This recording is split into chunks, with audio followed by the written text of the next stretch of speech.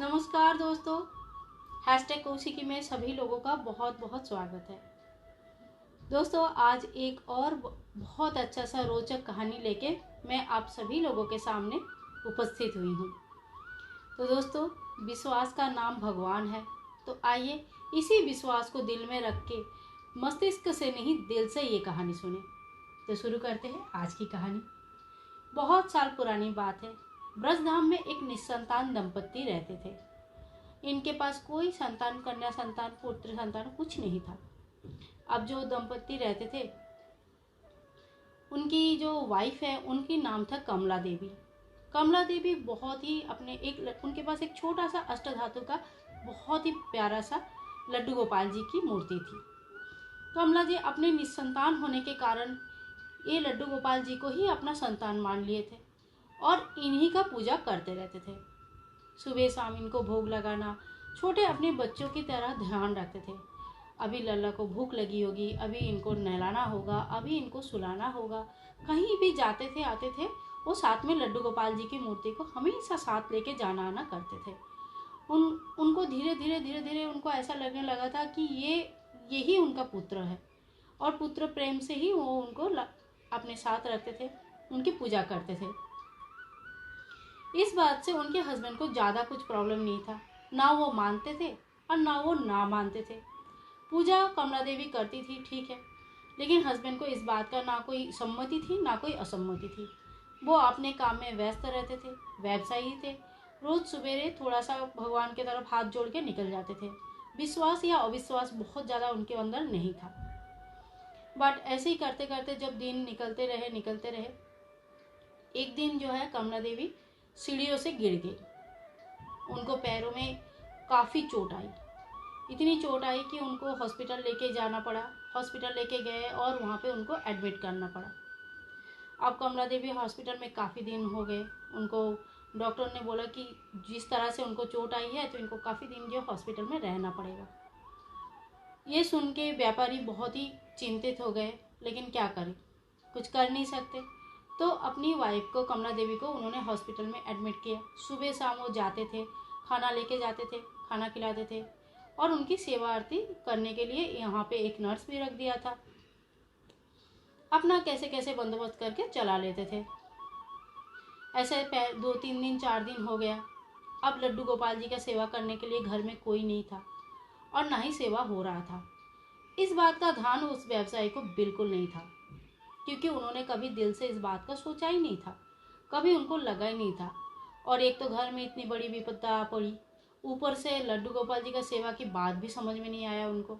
तो उन्होंने कुछ भी नहीं किया और गोपाल जी की मूर्ति जैसे कि वैसे रख के छोड़ दिया। सुबह सुबह तैयार होकर उनको बिजनेस के लिए भी निकलना होता था, क्योंकि कितने दिन बिजनेस ऐसे बंद रखे।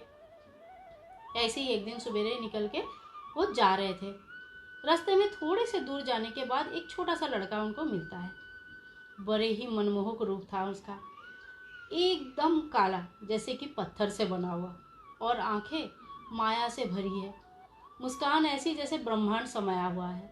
ऐसे रूप तो कभी कभी देखने के लिए मिलता है, कभी मिलता ही नहीं है। बड़ा अजीब सा लगा। मनमोहक रूप देख के वो देखते रह गए। सामने आके वो बालक बोलने लगा, मुझे थोड़ा मिश्री दोगे क्या? बोला, मेरे पास तो मिश्री है ही नहीं, मैं कहाँ से दूँ, मैं तो व्यवसाय करने के लिए अपनी दुकान जा रहा हूँ। बोल रहा कि कल मेरे लिए मिश्री लाओगे क्या? मुझे बहुत दिन हो गए मिश्री नहीं मिला है, थोड़ा कल मेरे लिए मिश्री लाओगे क्या? व्यवसायी को बड़ा अजीब सा लगा। बोला, ये बच्चा तो कभी देखा ही नहीं मैंने, ये कौन है, कहाँ से आया है, मुझसे क्यों मांग रहा है? ये सब सोचने ही लग रहा था, तब तक वो बच्चा फिर से आवाज़ दिया, मेरे लिए कल मिश्री लाओगे क्या? व्यवसायी ने बोल दिया, हाँ हाँ लाऊंगा, क्यों नहीं लाऊंगा, कल लेके आऊंगा। और व्यवसायी ये बोल के अपना व्यवसाय में चले गए और इस बात को बिल्कुल भुला दिया, याद ही नहीं रही। फिर वो रात को आए, सो गए। सुबह हुआ, तैयार हुए, खाना वाना बना के कुछ कुछ जो उनको लेना था सब कुछ ले लिया। और रास्ते में फिर से वो लड़का मिला, मेरे लिए मिस्त्री लाए क्या? अब उनको याद आता है, ओहो, मैंने तो कल बोला था इनको मिस्त्री लाऊंगा और मैं भूल गया। और बोला, बेटा मैं मुझे बहुत शर्मिंदा मत हो गई, मैं कल जरूर लेके आऊँगा, मैं आज भूल गया, मैं आज तुम्हारी बात बिल्कुल भूल गया, लेकिन मैं कल जरूर लेके आऊँगा, तुम चिंता मत करना, मुझे बिल्कुल याद रहेगा, अब मैं नहीं भूलूंगा। बोला देखना, आज की तरह कल भी भूल मत जाना, मिस्त्री तो जरूर लाना तुम, मैं यहाँ इंतज़ार करूँगा सुबेरे। बोला ठीक है तुम इंतज़ार करना, मैं लेके आऊँगा। अब वो सुबेरे उनको याद था, तो घर में से जैसे मिस्त्री का डब्बे में से मिस्त्री निकाले और लेके गए वहाँ पे खड़े हुए इधर उधर देखने लगे। बालक अभी तक आया नहीं था। यहाँ वहाँ देखना, थोड़ी देर में देख रहे हैं कि पेड़ के एक पीछे से एक बालक चल के आ रहा है। बोला भाई कहाँ था, इतना देर में रुका हूँ पता है। बोला कोई बात नहीं, मैं भी तो रोज ही रुकता हूँ, दे दो, मेरा मिस्त्री लाए क्या। बोला हाँ लाया हूँ ना, ये ले। तो उसको मिस्त्री दे के चले गए। अब ये सिलसिला डेली का बन गया। डेली बालक मिस्त्री लेने के बाद बोलता था कल भी मेरे लिए ला देना, मिस्त्री खाना मुझे बहुत अच्छा लगता है, कल भी जरूर ला देना।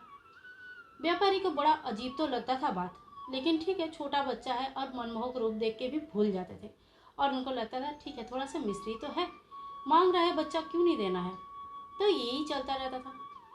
7-8 दिन होने के बाद जब उनकी वाइफ थोड़ा थोड़ा करके ठीक होने लगी, तो अचानक से इनको व्यवसायी को ये बात याद आया और वो बोला कि पता है रोज आजकल क्या हो रहा है, एक छोटा सा बालक आता है सुबह सुबह, मिस्त्री मांगता है और मैं उसको मिस्त्री देता हूँ।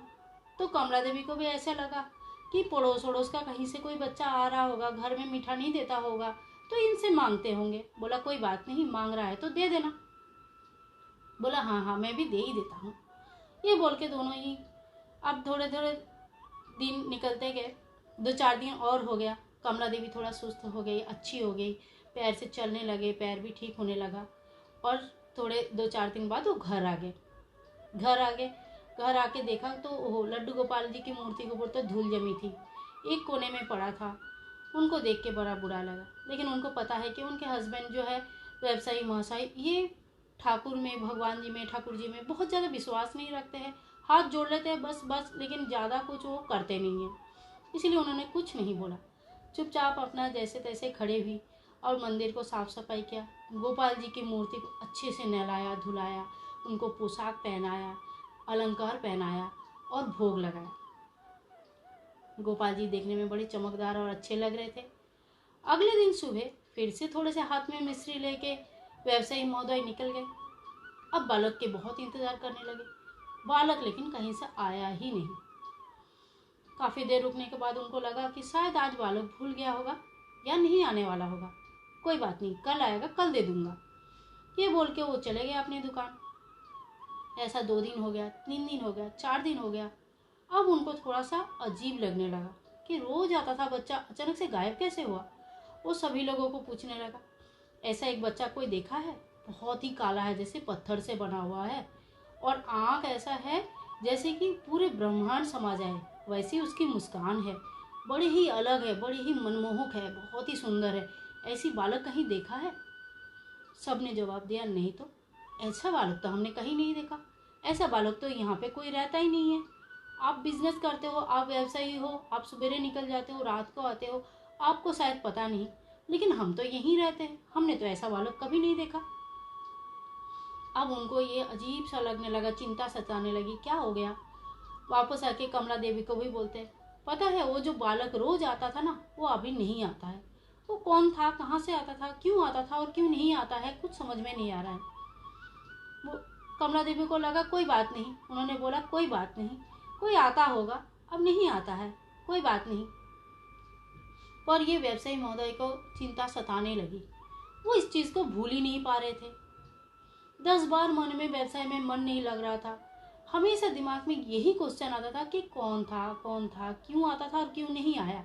यही क्वेश्चन से उनका दिमाग हमेशा भरा पड़ा रहता था, बिजनेस में मन नहीं लगता था। अब ऐसे करते करते कुछ दिन और निकल गए। फिर रात को उनको एक सपना आ रहा है, सपने में देखा वही बालक खड़ा है। सपने में ही पूरा, अरे तू इधर खड़ा है, मैं रोज मिस्त्री लेके आता हूँ, तू आता क्यों नहीं है आजकल, कौन है, कहाँ रहता है, क्यों नहीं आता है। उनके दिमाग में ये क्वेश्चन हमेशा घूमते घूमते सपने में भी यही क्वेश्चन पूछ रहे थे। और बालक ने जवाब दिया, जब माँ आ गई, जब घर में मिल रहा है सारे मिस्त्री भोग खाना, तो मैं रास्ते में क्यों खड़ी हूँ, रास्ते में खड़े होके क्यों भोग मांगू, जब मुझे घर में मिल रहा है। तो ऐसे सुनते ही उनका नींद टूट गई। उठ के दोनों आंखों में आंसू। बोला भगवान खुद आते थे भोग लेने, ऐसे रास्ते में खड़े होके। इतनी आंसू आया, इतनी रोए। बोले दौड़ के आगे गोपाल जी का पैर पकड़ लिया। बोला गोपाल जी मुझे माफ़ कर देना, आप घर में थे, मुझे पता नहीं था, आपको बाहर आना पड़ा मेरे वजह से। ऐसे है हमारे गोपाल जी का लीला। आशा करती हूँ आप लोगों को भी कहानी अच्छा लगा है। अगर कहानी सुन के थोड़ा सा भी अच्छा लगा, थोड़ा सा भी आँख नम हुआ, तो फिर कहानी को लाइक ज़रूर करें। मिलते हैं नेक्स्ट वीडियो में, तब तक के लिए जय श्री कृष्ण, राधे राधे।